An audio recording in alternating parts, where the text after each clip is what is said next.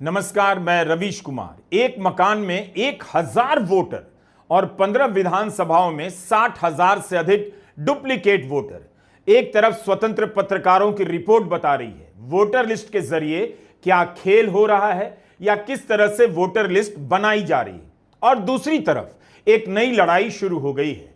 तो क्या वोट चोरी के जवाब में हर महिला के खाते में 10,000 देने की योजना लॉन्च की गई है? बिहार का वोटर अभी एसआईआर का फॉर्म भरकर फारिग हुआ था, अब उसे 10,000 के लिए आवेदन भरने की भीड़ में लगा दिया जाएगा।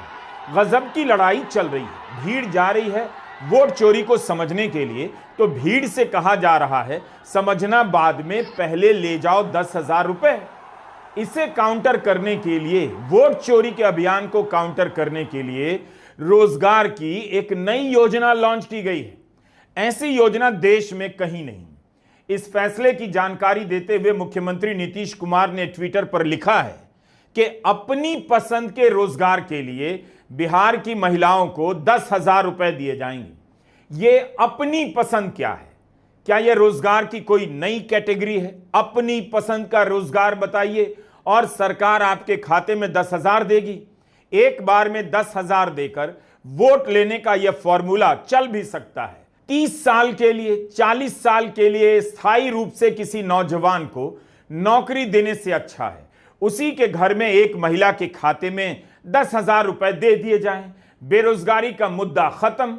अगर इतना ही पैसा है तो राज्य सरकार सर्वे संविदा कर्मियों को एक झटके में परमानेंट क्यों नहीं कर देती है? उन्हें क्यों इतने दिनों से धरने पर बैठना पड़ा है? मोदी सरकार को भी मुद्रा योजना बंद कर देनी चाहिए। अपनी पसंद के रोजगार पर सीधे बैंक ट्रांसफर की योजना शुरू कर देनी चाहिए। वैसे मुद्रा योजना का क्या हुआ? वो काफी नहीं था कि अपनी पसंद के रोजगार के नाम पर 10,000 रुपए दिए जा रहे हैं, वो भी एक महीने के भीतर। क्या सरकार बताएगी कि बिहार की करोड़ों महिलाओं ने किस रोजगार को सबसे अधिक अपनी पसंद का रोजगार बताया है? उनकी संख्या क्या है? सिर्फ एक जानकारी से पता चल जाएगा कि रोजगार के नाम पर कितना बड़ा स्कैम लॉन्च होने जा रहा है। राहुल गांधी और तेजस्वी यादव के वोट चोरी के खिलाफ अभियान का लगता है बीजेपी के पास अब तक कोई जवाब नहीं मिला, कोई तर्क नहीं मिला, ना कोई दस्तावेज सामने आया जिसे लाकर इनके दावों को गलत सामने कर दिया जाता। तो लाया गया हर महिला के खाते में 10,000 रुपए देने का एक नया चॉकलेट। वोट चोरी का जवाब नहीं तो लीजिए 10,000 रखिए। आरा में इतनी बड़ी संख्या में लोग राहुल, तेजस्वी और अखिलेश यादव को सुनने आए हैं। ऐसा लग रहा है कि बिहार का चुनाव महाराष्ट्र की स्क्रिप्ट पर लड़ा जा रहा है। राहुल गांधी बिहार में भी महाराष्ट्र में वोट चोरी की बात उठा रहे हैं। हमने आपको एक वीडियो में दिखाया भी था कि महाराष्ट्र विधानसभा चुनाव के पहले ही कांग्रेस गठबंधन के एक उम्मीदवार बलराम पाटिल ने 85,000 डुप्लीकेट वोटर का पता लगाकर चुनाव आयोग को बताया था। एकनाथ शिंदे शिवसेना के विधायक और चुनाव में उम्मीदवार चंद्रकांत पाटिल ने भी 43,000 से अधिक डुप्लीकेट वोटर की जानकारी चुनाव आयोग को दी थी और हाईकोर्ट तक गए थे। लोकसभा के बाद तकरीबन 1 करोड़ फर्जी वोट महाराष्ट्र की वोटिंग लिस्ट में डाले गए। हमने इलेक्शन कमीशन से पूछा, ये देना भैया, ये देना। इलेक्शन कमीशन से पूछा वोटर लिस्ट हमें दीजिए। इलेक्शन कमीशन ने वोटर लिस्ट नहीं दी। हमने पूछा वीडियोग्राफी दीजिए, वीडियोग्राफी नहीं दी। उसके बाद हमने बेंगलोर सेंट्रल कंस्टिट्यूएंसी में लोकसभा में इंक्वायरी, कांग्रेस पार्टी की इंक्वायरी कराई और पता लगा कि एक विधानसभा में बीजेपी, इलेक्शन कमीशन, इन सब ने मिलकर एक विधानसभा में 1 लाख फर्जी वोट जोड़े। भाई और बहनों, ये नरेंद्र मोदी जो चुनाव जीतते हैं, ये वोट चोरी करके चुनाव जीतते हैं, इसको समझिए।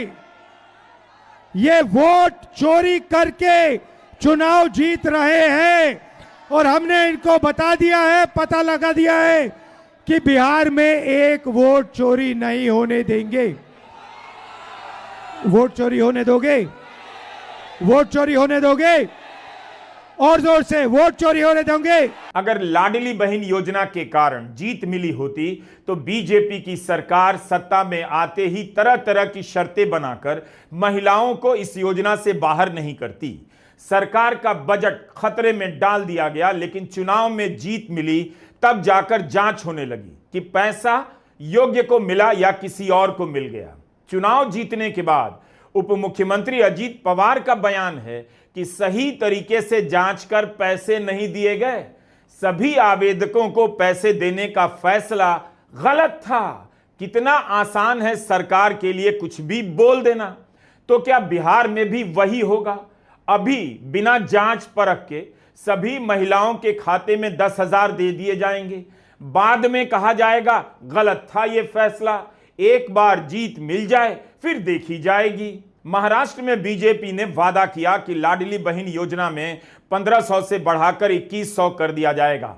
आज तक 2100 रुपए नहीं दिए गए, उल्टा बड़ी संख्या में महिलाओं को इस योजना से बाहर कर दिया गया जिन्हें पहले पैसे मिल रहे थे। भारत में नौजवान परीक्षा का फॉर्म भरकर महीनों इंतजार करता है। परीक्षा होती भी है तो पेपर लीक हो जाता है। सरकारी परीक्षाओं के इंतजार में उसकी उम्र निकल जाती है। सरकार से कोई प्रमाण पत्र लेने जाइए तो हफ्तों लग जाते हैं। कोई काम महीनों में नहीं होता। पेंशन का पैसा लेने में साल लग जाते हैं। और अपनी पसंद के रोजगार के लिए सभी महिलाओं के खाते में 1 महीने के भीतर 10,000 रुपए की राशि दी जाएगी। इससे बड़ा स्कैम क्या हो सकता है? कितना विकास कर दिया गया है बिहार में कि 10,000 देकर चुनाव जीतने का जुगाड़ निकाला जा रहा है। बिहार की प्रशासनिक मशीनरी के पास ऐसा कौन सा जादू है कि इतने कम समय में वह लाखों करोड़ों आवेदनों की समीक्षा कर लेगी और सबके खाते में इसी सितंबर महीने में पैसा चला जाएगा। वोटर का सवाल है कि क्या वोट चोरी हो रही है? वोट कटेगा तो उसका राशन बंद हो जाएगा। तो जवाब आ रहा है, पहले फॉर्म भरो, खाते में 10,000 मिलेगा। 17 अगस्त से राहुल गांधी और तेजस्वी यादव बिहार की सड़कों पर वोट चोरी के मुद्दे को लेकर भाषण दे रहे हैं। दक्षिण के 3 राज्यों के मुख्यमंत्री आए। आज छपरा की यात्रा में समाजवादी पार्टी के राष्ट्रीय अध्यक्ष अखिलेश यादव भी शामिल हुए। उसके बाद यात्रा आरा पहुंची। विपक्ष ने सड़क से लेकर संसद तक की लड़ाई लड़ी कि गरीब महिलाएं, दलितों, पिछड़ों और आम लोगों के वोट काटे जा रहे हैं। यह भी समझाया कि वोट ही नहीं रहेगा तो योजनाओं के अधिकार नहीं मिलेंगे। जैसे ही खबर फैल गई कि वोट अधिकार यात्रा में भारी भीड़ आने लगी है, इस भीड़ में 10,000 का ढेला फेंका जा रहा है ताकि भीड़ अब 10,000 लूटने में लग जाए। यह योजना बता रही है कि वोट अधिकार यात्रा ने परेशान कर दिया है। जनता वोट चोरी की बात करने लगी है तो क्यों ना जनता के खाते में 10,000 रुपए देकर चुप करा दिया जाए। यही वोट का पावर होता है। मतदाता सूची में नाम होने का पावर यही है। विपक्ष के नेता यही बिहार की जनता से कह रहे हैं। वोट काटने की कोशिश की गई, एक बार की गई है तो अब आगे भी की जाएगी। लेकिन इस बार चोरी पकड़ी गई तो अब वोटर के खाते में पैसा 1 महीने के भीतर वह भी 10,000 रुपए पहुंचाए जा रहे हैं। बिहार से क्रांति शुरू होती है और आपने दिखाया कि बिहार से ही क्रांति, वोट अधिकार यात्रा शुरू हुई और पूरे देश में फैलने जा रही है। अब आप पूरी दुनिया को ये नारा सुनाइए, वोट छोड़, वोट छोड़, वोट छोड़, वोट छोड़। ये चोरी सिर्फ आपके वोट की नहीं है, ये चोरी आपके अधिकार की है, आपके भविष्य की है। आपको पहले रास्ते दिए जाते थे, पब्लिक सेक्टर था, अग्निवीर था, ये सारे के सारे रास्ते आपके हाथ से छीन लिए गए हैं। नरेंद्र मोदी, बीजेपी, आरएसएस, अदानी अंबानी की सरकार चलाती है और इसीलिए वो चाहते हैं कि गरीबों की आवाज इस देश में ना सुनी जाए, दबाई जाए। और हमने साफ कह दिया है कि पूरे देश में गरीब युवाओं की आवाज गूंजेगी, सुनाई देगी और हम बिहार में एक वोट चोरी नहीं होने देंगे। वोटर लिस्ट को लेकर जून के महीने से इतने सवाल उठे, सुप्रीम कोर्ट में बहस हुई, मुख्यमंत्री नीतीश कुमार ने क्या कुछ बोला, किसी आरोप का जवाब दिया, लेकिन रोजगार के नाम पर 10,000 की यह योजना बता रही है कि सरकार और बीजेपी वोट चोरी के मुद्दे को कैसे देख रही है। इसके बाद भी वोट चोरी को लेकर जो आरोप लग रहे हैं और एसआईआर को लेकर जो खबरें आ रही हैं, आप उन्हें नजरअंदाज नहीं कर सकते। उन पत्रकारों की रिपोर्ट की बात करनी होगी जिनसे पता चलता है कि वोटर लिस्ट में क्या क्या खेल हुआ है, क्या क्या खेल हो चुका था, मगर ऐसी रिपोर्ट और विपक्ष की सक्रियता के कारण होने से बच गया। पूरी तरह बचा है या नहीं कोई दावे के साथ नहीं कह सकता। इसीलिए इस वीडियो को आप पूरा देखिए। यह एक काल्पनिक मकान है। आजकल ऐसे काल्पनिक मकान आप एआई की मदद से झट से बना सकते हैं। बिहार में एक ऐसा ही काल्पनिक मकान सामने आया है जिसका नंबर है मगर वह मकान नहीं है। खंडहर भी नहीं है कि कोई अंधविश्वासी दावा कर दे कि यहां भूत, पिशाच, चुड़ैल वगैरह वगैरह रहते हैं। लेकिन इस एक काल्पनिक मकान के पते पर 1000 वोटर के नाम दर्ज हैं। अगर यह हाल है तब तो इस मकान को ही विधानसभा का दर्जा दे देना चाहिए। हमें नहीं पता कि इस काल्पनिक पते पर रहने वाले वोटर के खाते में भी नीतीश कुमार 10,000 रुपए देंगे या नहीं। ऐसी रिपोर्ट के बाद सुधार कर लिया जाएगा, कम से कम ऐसा दावा किया जाता है चुनाव अधिकारियों द्वारा। लेकिन उससे पहले यह तो पता चले कि यह कैसे हुआ, किसने यह कमाल किया कि जो मकान ही नहीं है उसका नंबर देकर उसके पते पर 1000 वोटर बना दिया गया। अभी तक 2000 से अधिक मकानों का पता लगाया जा चुका है जिन पर कम से कम 100 वोटर के नाम दर्ज हैं। 2000 से ज्यादा ऐसे मकान हैं। न्यूज लॉन्ड्री की सुमेधा मित्तल, विशाल वैभव और हेमंत पांडे की रिपोर्ट है। न्यूज लॉन्ड्री आप पाठकों की आर्थिक मदद से चलता है। सरकार विज्ञापन नहीं देती, आप लोग ही अपने पैसे से इन्हें चंदा देते हैं और फिर ये पत्रकारिता करते हैं। आपके टैक्स के पैसे से जिन्हें विज्ञापन मिलता है उनके यहां इस तरह की रिपोर्टिंग क्यों नहीं हुई, कभी सोचिएगा। जिन गोदी मीडिया संस्थानों के पास रिपोर्टर की फौज है उन्होंने बिहार में वोटर लिस्ट को लेकर गहरी रिपोर्टिंग क्यों नहीं की, महाराष्ट्र में क्यों नहीं की। चुनाव आयोग तो जवाब नहीं दे रहा, एसआईआर की फाइल नहीं दे रहा, लेकिन गोदी मीडिया क्यों चुप है? क्या अब वह फेयर चुनाव नहीं चाहता इस देश में? जब मीडिया पलट जाए तो आपको करवट बदल लेनी चाहिए। इसका मतलब है कि अब आपके कुएं में धकेल देने का समय नजदीक आ गया है। भोजपुरी में कहते हैं काल नियरा गई बा। इसी तरह रिपोर्टर्स कलेक्टिव भी आप पाठकों की मदद से चलता है जब आप इन्हें आर्थिक मदद देते हैं। रिपोर्टर्स कलेक्टिव के आयुषी कार, विष्णु नारायण और गायत्री सप्रू ने एक और बड़ा घोटाला उजागर किया है। करोड़ों लोगों की मतदाता सूची का अध्ययन कर 15 विधानसभाओं में 67,826 डुप्लीकेट वोटर का पता लगाया है। एक ही विधानसभा में 2 अलग अलग वोटर आईडी नंबर ऐसे लोगों को जारी हुए हैं जिनके नाम और माता पिता के नाम एक समान है, सिर्फ उम्र में कुछ सालों का फर्क है। उसके अलावा बाकी सभी कुछ एक जैसा नजर आता है। जैसे त्रिवेणीगंज में 20 साल की अंजलि कुमारी का नाम एक ही बूथ पर 2 बार आता है। दोनों बार सारी जानकारी एक जैसी है, लेकिन 2 अलग अलग एपिक नंबर से उनकी एंट्री की गई है। 15 विधानसभाओं में कुल 34,392 मामले ऐसे पकड़े गए जहां उम्र का फर्क महज 1 से 5 साल के बीच का है।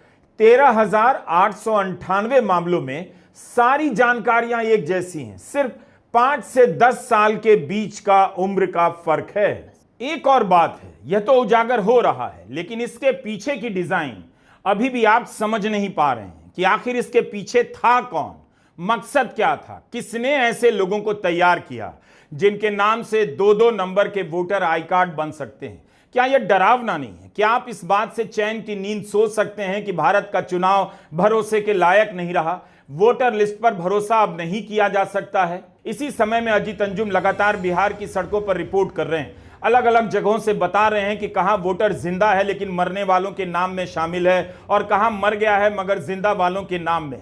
अनेक रिपोर्ट आपको मिल जाएगी। इसी समय में सुमेधा, विशाल, हेमंत, आयुषी, विष्णु, गायत्री जैसे पत्रकार हैं जो मतदाता सूची में लाखों वोटर के डिटेल की छानबीन कर बड़ी बड़ी तस्वीरें पेश कर रहे हैं, जिनकी रिपोर्ट से आप देख पा रहे हैं कि आज का भारत एक विश्वसनीय तरीके से वोटर लिस्ट नहीं बना पा रहा है। अगर इन पत्रकारों ने इस तरह रिपोर्टिंग नहीं की होती तो गोदी मीडिया से आपको कुछ पता नहीं चलता।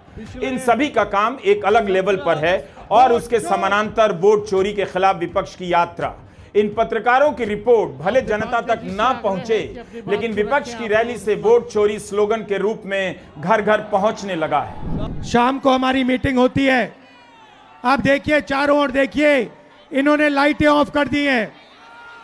आप अपने फोन की सारी लाइट ऑन करो, सारी की सारी फोन की लाइट ऑन करो, सारी ऑन करो। ये जो है, ये जो लाइट है, ये आपके वोट जैसी है, ठीक है। ये आपके पास एक है, ये हिंदुस्तान का संविधान हम सबको एक वोट देता है, दो नहीं देता। किसी जात को, किसी धर्म को, किसी आदमी को, किसी औरत को दो नहीं देता, एक देता है, सबको एक देता है। जितने वोट अनिल अंबानी, धीरूभाई अंबानी, मुकेश अंबानी को मिलते, उतने ही हिंदुस्तान के सबसे गरीब बच्चे को मिलते हैं। उम्मीद है आपको यह बात परेशान करती होगी और बहुत जल्दी आप गोदी चैनलों और अखबारों को बंद करेंगे। Scroll, news laundry, reporters collective और द वायर को आर्थिक मदद देने के बारे में सोचेंगे। आपका भरोसा कई जगहों पर टूटा है, केवल चुनाव आयोग से नहीं टूटा, मीडिया ने भी तोड़ा है। आरटीआई से जब दस्तावेज की मांग की गई कि दीजिए वो फाइलें जिनसे पता चलता है कि एसआईआर का फैसला कैसे हुआ, आपने किससे राय ली, किस किस से बात की, तो आयोग दस्तावेज नहीं देता है। जबकि आरटीआई का कानून है कि दस्तावेज नहीं देना अपराध है। चुनाव आयोग संवैधानिक संस्था है, लेकिन आज जब आप इसके सामने अपने संवैधानिक अधिकार को लेकर जाते हैं तो जवाब नहीं मिलता। सूचना का अधिकार संवैधानिक अधिकार है या नोट करना चाहिए? जिस विपक्ष को आप दिन रात नकारा कहते हैं, वह अगर वोटर लिस्ट के सवाल को लेकर सुप्रीम कोर्ट नहीं गया होता, बिहार की सड़कों पर नहीं उतरा होता, तो आपके वोट के अधिकार का क्या होता? क्या आपको अंदाजा भी है कि एक वोटर का भी वोट कट जाने का क्या मतलब होता है और उसका नतीजा क्या हो सकता है? संविधान ने हम सबको बराबरी से एक वोट का अधिकार दिया है। एक वोट के कट जाने का मतलब है कि उस आदमी को संविधान की सबसे बड़ी सुरक्षा से अलग कर देना। पूरे लोकतंत्र पर हमला है और एक बड़े तंत्र से यह हमला किया जा रहा है। स्केल इतना बड़ा है कि जब तक आप वोट चोरी को ठीक से समझ रहे होते हैं, तब तक दूसरे मुद्दे खड़े कर दिए जाते हैं। लेकिन इसके बाद भी कई लोग परिणाम की चिंता किए बगैर इस समय में अपनी भूमिका दर्ज कर रहे हैं। योगेंद्र यादव सुप्रीम कोर्ट के सामने वोट चोरी के खेल को उजागर कर चुके हैं, बहस कर चुके हैं, पटना में जनसुनवाई करने गए, लगातार वीडियो बनाकर मुद्दे को जनता तक पहुंचा रहे हैं, इंटरव्यू दे रहे हैं, यात्राएं कर रहे हैं। इंडियन एक्सप्रेस में ही योगेंद्र यादव अपने सहयोगियों के साथ मिलकर अब तक 8 बड़े बड़े लेख लिख चुके हैं। हो सकता है बिहार की गरीब जनता के पास ऐसी जानकारी ना पहुंचे, लेकिन किसी को तो बोलना पड़ेगा कि जनता के साथ क्या गलत हो रहा है। 26 अगस्त को इंडियन एक्सप्रेस के लिए कामायनी स्वामी, राहुल शास्त्री और योगेंद्र यादव ने रिपोर्ट कर दिखाया है कि बिहार एसआईआर में मास लेवल पर वोटर डिलीट किए जा सकते हैं। ऐसे लोगों की संख्या काफी कम है जिन्होंने फॉर्म के साथ अपने कागज दिए हैं। जब चुनाव आयोग कहता है कि 98% से अधिक फॉर्म प्राप्त हो चुके हैं, तब वो ये नहीं बताता कि ऐसे कितने लोग हैं जिन्होंने आधार जैसे डॉक्यूमेंट जमा किए हैं, जिन्हें आयोग अस्वीकार करता रहा है। भारत जोड़ो अभियान के वॉलंटियर्स ने करीब 500 घरों में जब 1400 से अधिक लोगों का सर्वे किया, तो पता चला कि इनमें से सिर्फ 49% लोगों ने ही पूरे फॉर्म जमा किए हैं। सिर्फ इतने लोगों के फॉर्म में दस्तखत हैं, जानकारी है, फोटो है और कागज संलग्न है। अधिकतर लोगों ने या तो फॉर्म जमा नहीं किया या फिर अधूरा छोड़ दिया। 1400 लोगों में से सिर्फ 81% लोगों ने ही फॉर्म मिलने के बाद वापस भेजा था। आसान नहीं है। जिस स्केल पर यह सब हो रहा है कि कोई योगेंद्र यादव अपने सीमित संसाधनों के दम पर पूरे राज्य का सर्वे कर ले, चुनावों के समय सर्वे कर माहौल बनाने वाले बहुत आ जाएंगे गोदी मीडिया के चैनलों में, शुरू भी हो गया है। लेकिन इस समय क्यों नहीं सर्वे कर रहे हैं कि कितनों का नाम कटा है, कितने लोगों ने फॉर्म भरे हैं? क्योंकि कोई चाहता नहीं कि जनता को यह बात मालूम हो। हम और आप इतनी आसानी से पता नहीं लगा सकते, क्योंकि चुनाव आयोग ने जिस रूप में डेटा दिया है उसमें आप नाम के हिसाब से सर्च नहीं कर सकते। तो इसके लिए रिपोर्टर्स कलेक्टिव ने एक सॉफ्टवेयर बनाया ताकि चुनाव आयोग के डेटा को खोला जा सके। सोचिए, ये सब काम बड़े बड़े मीडिया संस्थान नहीं करते हैं, ये लोग कर रहे हैं। इसके बाद रिपोर्टर्स कलेक्टिव के रिपोर्टर विष्णु नारायण एक लंबी सी लिस्ट लेकर पिपरा में घूमते हैं और लोगों से बात करते हैं कि क्या आप इस पते पर रहते हैं, क्या आप इस आदमी को जानते हैं? लोगों ने देखा कि दलित और ब्राह्मण लोग एक ही मकान में रहते हैं तो गुस्से में आ गए। उन्हें अंदाजा ही नहीं था कि ऐसा हो रहा है। जिस मकान नंबर को आयोग ने अपनी सूची में डाला है, क्या वो मकान वाकई वहां पर है? उस मकान में कितने लोग रहते हैं? क्या उस इलाके में रहने वाले लोग उन नामों की पहचान कर पा रहे हैं जिनके नाम आयोग ने किसी पते पर दर्ज किए हैं? ये सब बड़े सवाल है। मुश्किल काम है, 2-4 पत्रकार ही कर रहे हैं। अब आते हैं उस योजना पर जिसकी घोषणा 29 अगस्त को मुख्यमंत्री नीतीश कुमार ने की है। अचानक 29 अगस्त को नीतीश कैबिनेट का एक फैसला आता है कि मुख्यमंत्री महिला रोजगार योजना मंजूर की गई है। हर परिवार की एक महिला को अपनी पसंद के रोजगार के लिए 10,000 की प्रथम किस्त दी जाएगी। अपनी पसंद के रोजगार के लिए, करोड़ों महिलाओं की अपनी पसंद के रोजगार के लिए। क्या बिहार में अपनी पसंद के इतने सारे रोजगार हैं? मुद्रा लोन का क्या हुआ? रोजगार के नाम पर महिलाओं के खाते में पैसा पहुंचाया जा रहा है। स्कीम की हड़बड़ाहट देखिए। 29 अगस्त को योजना मंजूर हुई, इसके आवेदन लिए जाएंगे और इसी महीने सितंबर महीने में खाते में पैसा जाने लगेगा। कोई डेडलाइन नहीं कि कब तक फॉर्म भरना है, कब उस फॉर्म की जांच होगी और कब पैसा जाएगा। बस मुख्यमंत्री की घोषणा में लिखा है आवेदन की प्रक्रिया शीघ्र शुरू की जाएगी और सितंबर से महिलाओं के खाते में पैसा जाने लगेगा। याद कीजिए महाराष्ट्र में क्या हुआ। चुनाव से 5 महीने पहले बीजेपी सरकार ने माझी लाड़की बहिण योजना लॉन्च कर दी। जिन महिलाओं के परिवार की सालाना आय 2.5 लाख से कम थी, उन्हें हर महीने 1500 रुपए की सहायता राशि देने का ऐलान हुआ। शर्तें रखी गई कि गाड़ी नहीं होनी चाहिए, सरकारी कर्मचारी नहीं होना चाहिए और दूसरी योजनाओं से पैसे नहीं मिलने चाहिए। इसके बाद भी महाराष्ट्र की 2.63 करोड़ महिलाओं को हर महीने 1500 रुपए दिए गए। लेकिन जैसे ही चुनाव खत्म हुआ, बड़ी संख्या में महिलाओं को हटा दिया गया कि अवैध रूप से पैसे ले रही थी। अब सवाल किससे पूछें कि इन फर्जी लाभार्थियों की पहचान चुनाव से पहले क्यों नहीं की गई? क्या इसलिए कि इन्हें पैसे दिए जा रहे थे ताकि वोट मिल जाए? तब नहीं देखा सरकार ने कि सही महिला के खाते में पैसा जाए, क्योंकि वोट लेना था, माहौल बनाना था। और चुनाव जीतने के बाद कह रही है सरकार अवैध रूप से पैसे लिए गए। किसी को पता नहीं चुनाव खत्म होते ही कैसे पता लग गया कि 26 लाख महिलाएं फर्जी तरीके से पैसे ले रही थी या उन्हें दिया गया, और जिन्होंने फर्जी तरीके से पैसे लिए उनसे वापस लिया जाएगा या नहीं, वह भी नहीं हुआ। अब तक करीब 26 लाख महिलाओं को महाराष्ट्र में लाडली बहन योजना से हटा दिया गया है। अपात्र लाभार्थियों के कारण 12 महीने में सरकार को 1640 करोड़ का नुकसान हुआ। 1640 करोड़। चुनावों से पहले अनुमान था इस स्कीम के लिए 46,000 करोड़ की जरूरत है। बाद में महाराष्ट्र सरकार ने मार्च 2025 में 36,000 करोड़ का प्रावधान किया, कम कर दिया। जुलाई 2025 में खबर आती है 26 लाख फर्जी लाभार्थियों में 14,000 पुरुष भी शामिल थे, जिन्होंने महिलाओं की स्कीम में अपना नाम दर्ज करवाया और अब उनका नाम काटा गया है। पैसे लिए उन्होंने। मीडिया में खबर छपी है कि इन पर 21 करोड़ रुपए खर्च हुए हैं। 21 करोड़। सरकार बन जाने के 8 महीने बाद तक क्या इन पुरुषों को महिलाओं की योजना का पैसा दिया जाता रहा? कहीं बिहार में ऐसा तो नहीं होगा? 2200 ऐसे लोग भी पकड़े गए हैं जो सरकारी कर्मचारी होते हुए भी इस योजना के तहत पैसे ले रहे थे। वो ले रहे थे या उनके खाते में पैसे भेज दिए गए, कौन जानता है सच क्या है। चुनाव से पहले इन्हें क्यों नहीं पकड़ा गया? उप मुख्यमंत्री अजीत पवार खुद मान चुके हैं कि इस योजना के दौरान मिले आवेदनों की ठीक से जांच नहीं की जा सकी। सभी लाभार्थियों को आर्थिक सहायता देना गलती थी। उन्होंने कहा कि चुनाव से पहले कम समय था, इसलिए हम जितनी जांच करना चाहते थे नहीं कर पाए। क्या ये कोई सफाई हुई? अजीत पवार कहते हैं हमने लोगों से अपील की थी, वही इसमें आवेदन दे जो योग्य हैं। हमें लगा जो योग्य नहीं होंगे वो आवेदन नहीं करेंगे, लेकिन फिर भी ऐसे आवेदन आ गए। कमाल की दलील है। जिसने चोरी की उसी पर जिम्मेदारी डाली जा रही है। कि तुमसे उम्मीद थी कि चोरी नहीं करोगे।